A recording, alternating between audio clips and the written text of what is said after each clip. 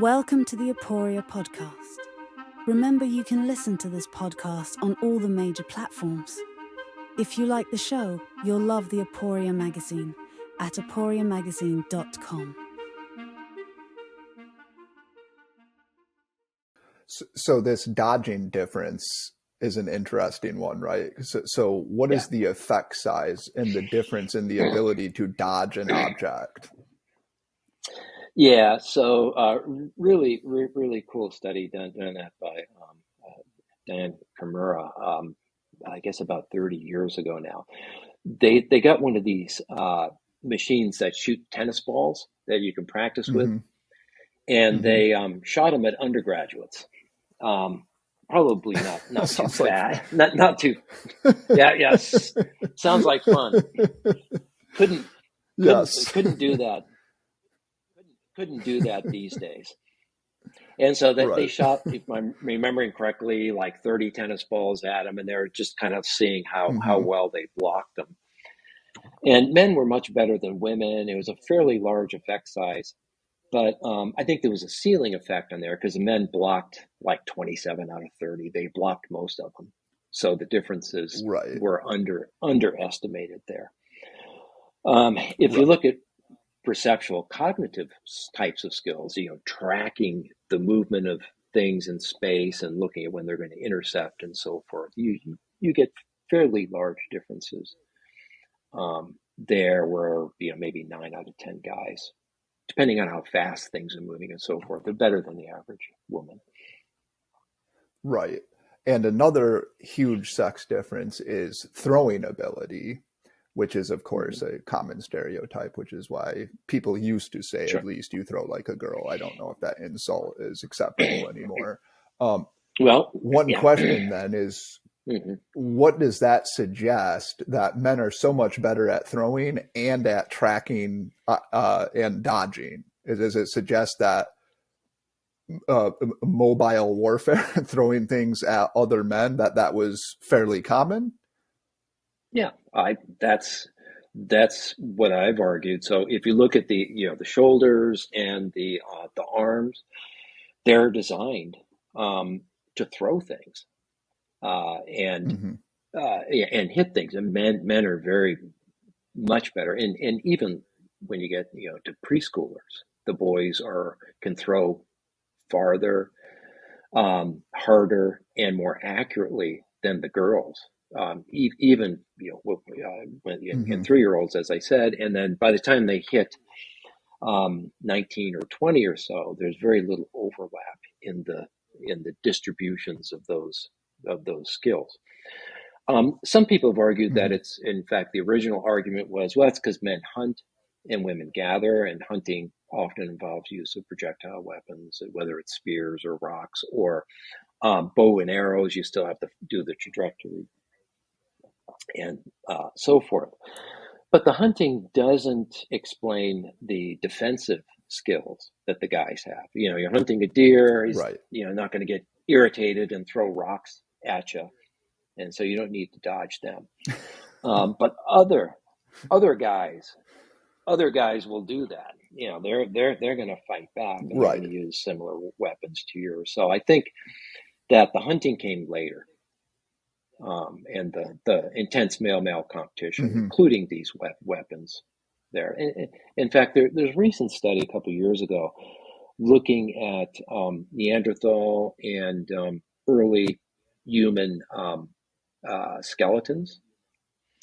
And they found that somewhere like 10 to 20% of the males had forearm breaks and skull fractures.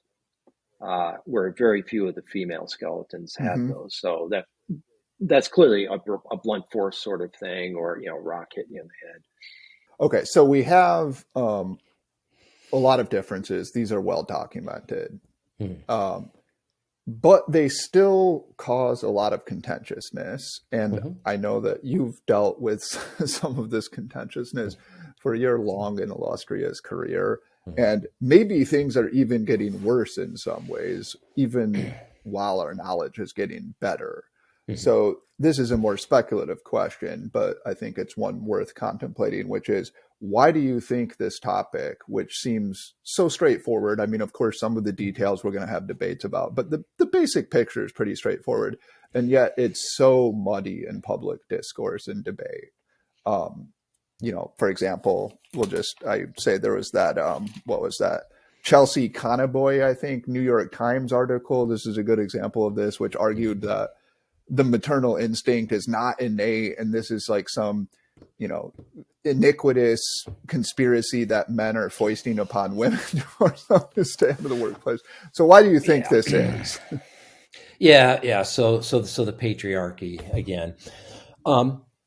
So the basic facts on sex differences, in my mind anyway, are clear, but the debate continues, especially in the public sphere. I think it really comes down to women are pretty variable in terms of their preferences, in terms of trade-offs, whether they want to compete in the cultural sphere, the work sphere, or so forth, whether they want to be homemakers, or whether most would prefer something in between. They want to do something outside the house, but they also want to focus on family and stuff. But so you have 15% or so of women who are really work focused and status culturally focused versus 3 out of 4 or so, or 2 out of 3 men. So the proportion of men that are really focused on status related cultural success sorts of things are much higher than women. But some subset of those work focused women are very competitive and envious and resentful of men being disproportionately successful in areas that they think they want to compete in.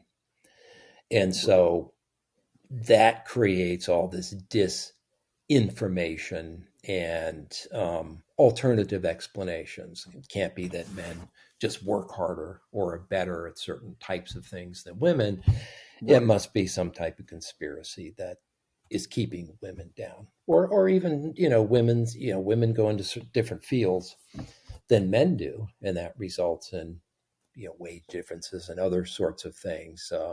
And in many cases, it's a big contributing factor is just women's choices of what they want to do. Right.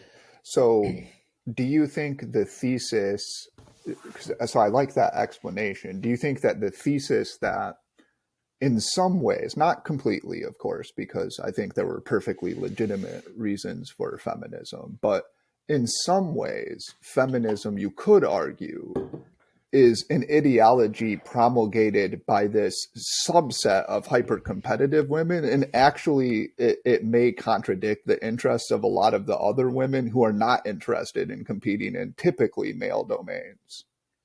Yeah, I think that's exactly right, that it's women who are competing in domains that males tended to compete in. They're joining the workforce and all of that, which is fine. I think everybody should work a little bit, actually.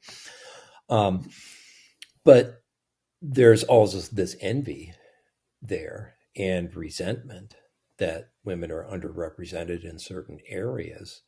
That creates then a lot of political manipulation, political spin. There's a lot of money to be made developing programs to get women to little girls to code more or go into engineering or so forth. And right. And when they were first initiated, there was a jump in the number of women going into these fields, but it's been pretty flat for the last 30 years. I think it's kind of exhausted it, but the push for it remains.